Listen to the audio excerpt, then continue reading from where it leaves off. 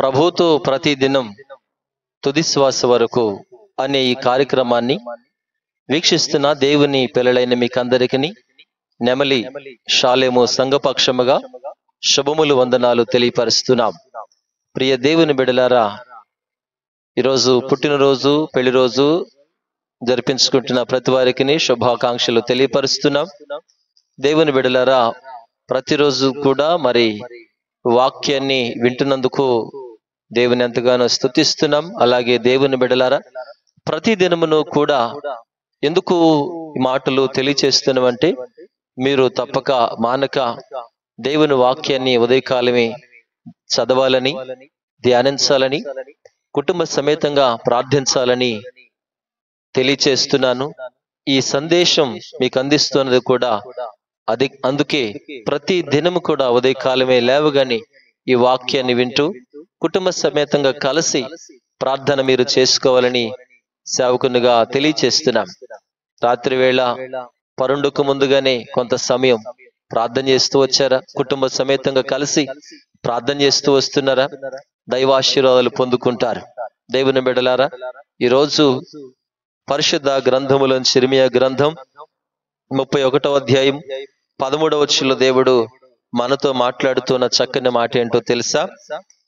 13వ వచనం, వారి దుఃఖమునకు ప్రతిగా సంతోషమిచ్చి వారిని ఆదరించెదను, విచారము కొట్టివేసి నేను వారికి ఆనందము కలుగు చేతును అని దేవుడు ఆనాడు ఇశ్రాయేలీయులతో మాట్లాడుతూ వచ్చినటువంటి ఈ విషయాన్ని మనం జ్ఞాపకం చేసుకుంటే, ఆనాడు ఇశ్రాయేలీలో ప్రతి వారికి కూడా దేవుడు కలుగు చేస్తుంది ఏమంటున్నాడు కదా, దుఃఖానికి ప్రతిగా సంతోషమిచ్చి వారిని ఆదరిస్తా అంటూ వచ్చారు.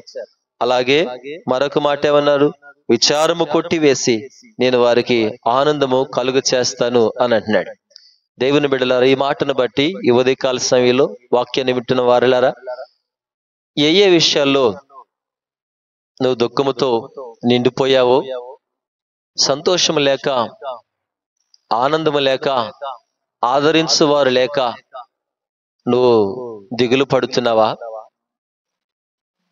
కొన్ని విషయాల్లో కొందరు తల్లులు ఓ దైవ సేవకునిగా నా ఎద్దుకు వచ్చి వారు చెప్పుకుంటూ ఉన్నటువంటి గోడు, బాధ, దుఃఖాన్ని ఒక సేవకునిగా మాకు తెలియచేస్తూ వచ్చిన సందర్భాలు కొన్ని చెప్తాను.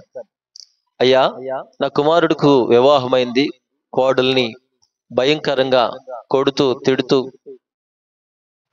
బూతులాడుతూ, అయ్యా కారణం ఏంటంటే వాడు మరొక స్త్రీతో అక్రమ సంబంధం పెట్టుకొని కోడలు ఎంతగానో చిత్రహింసలు పెడుతున్నాడయ్యా అని ఏడ్చుకుంటూ దుఃఖాన్ని వ్యక్తపరుస్తున్నటువంటి తల్లులు. ఒక తల్లి వచ్చి అంటా ఉంది, అయ్యా నా కుమార్తెకి ఇంకా సంతానం వివాహమై 3-4 ఏళ్ళయింది, ఇంకా సంతానం కలగలేదని అల్లుడు కొట్టి తిట్టి విడాకులు ఇచ్చేస్తానని పంపించేశాడయ్యా అని దుఃఖముతో నా ఎదుకొచ్చి తెలియచేస్తున్నటువంటి బిడల కొరకు ప్రార్థన చేస్తూ వచ్చాం. దేవుడు కృప చూపి ప్రతి వారి పట్ల చేసిన కార్యం ఏంటో తెలుసా? అద్భుతమైనటువంటి కార్యాలు.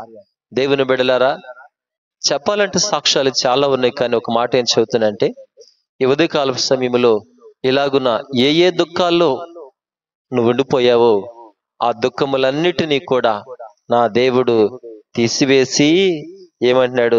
దుఃఖమునకు ప్రతిగా సంతోషమిచ్చి వారిని ఆదరిస్తా అని మాట్లాడుతున్నాడు. ఆదరించేది వాక్యం, సంతోషమిచ్చేది దేవుడు.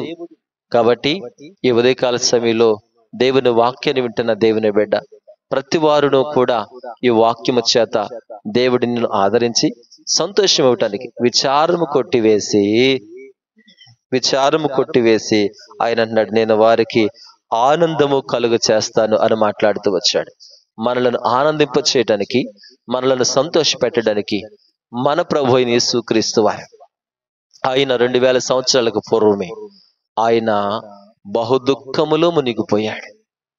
ఆయన నిలువెల్లా నలిగిపోయాడు.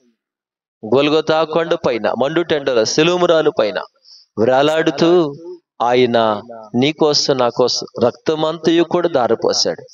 అప్పుడు మన ప్రభు అయిన యేసుక్రీస్తు వారు ఎంత దుఃఖపడి ఉంటారో.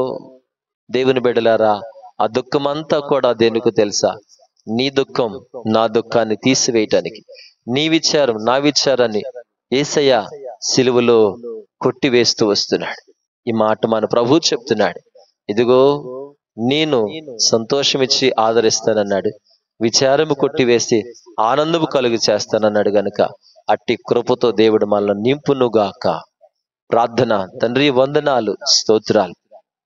సమయంలో నీ బిడ్డలు ఎవరెవరు ఏ ఏ దుఃఖములో మునిగిపోయారు, వారి దుఃఖమును తీసివేసి సంతోషముతో ఆదరించండి, విచారము కొట్టివేసి ఆనందము కలుగు చేయమని యేసయ్య పేరట వేడుకుంటున్నాము తండ్రి. ఆమేన్. అందరికీ ప్రభునామములో వందనాలు.